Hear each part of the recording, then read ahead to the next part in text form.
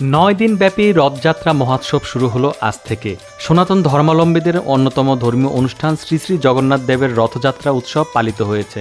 সনাতনী রীতি অনুযায়ী প্রতি বছর চন্দ্র আষাঢ়ের শুক্লপক্ষের দ্বিতীয়া তিথিতে শুরু হয় জগন্নাথ দেবের রথযাত্রা।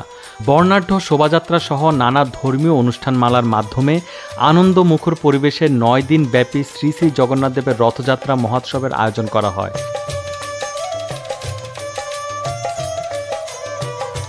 আগামী 15 জুলাই বিকাল ৩টায় উল্টো রথের বর্ণাঢ্য শোভাযাত্রার মধ্য দিয়ে এই উৎসব শেষ হবে।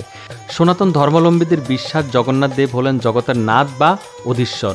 জগৎ হচ্ছে বিশ্ব আর নাথ হচ্ছেন ঈশ্বর, তাই জগন্নাথ হচ্ছেন জগতের ঈশ্বর। তার অনুগ্রহ পেলে মানুষের মুক্তি লাভ হয়, জীবনরূপে তাকে আর জন্ম নিতে হয় না। এই বিশ্বাস থেকেই রথের উপর জগন্নাথ দেবের প্রতিমূর্তি রেখে রথ নিয়ে যাত্রা করেন সনাতন ধর্মাবলম্বীরা।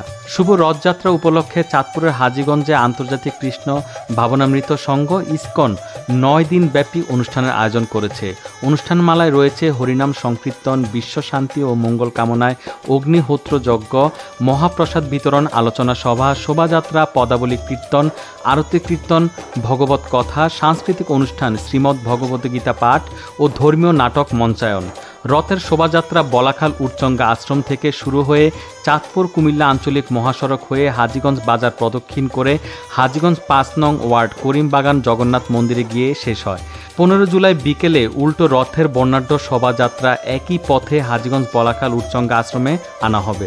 শোভাযাত্রায় পুলিশ সহ আইন শৃঙ্খলা রক্ষা বাহিনী নিয়োজিত ছিল। এছাড়া শোভাযাত্রা সহ উৎসব উপলক্ষে নিরাপত্তায় নিজস্ব প্রশিক্ষিত স্বেচ্ছাসেবক ও হিন্দু ধর্মাবলম্বীরা অংশগ্রহণ করতে দেখা যায়। বাংলাদেশেও রথযাত্রা হিন্দুদের একটি পবিত্র উৎসব। ভারতের পূর্বাঞ্চলীয় রাজ্যগুলোতে রথযাত্রার ব্যাপক প্রচলন রয়েছে।